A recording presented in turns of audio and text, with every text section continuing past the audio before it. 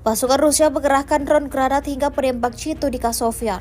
Upaya ini dilakukan demi melumpuhkan tentara Ukraina. Rekamannya diunggah di media RT pada Rabu 4 September 2024. Dalam keterangan unggahan disebutkan Komandan Batalion Brigade keempat Sustri sedang memimpin pesawat serang dengan tanda panggil Psiko melintasi lapangan.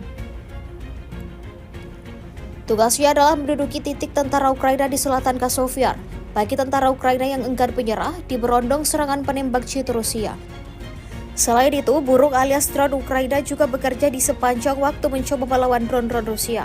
Namun Rusia menggunakan UAV dengan peluncur jaring terhadap drone angkatan bersenjata Ukraina.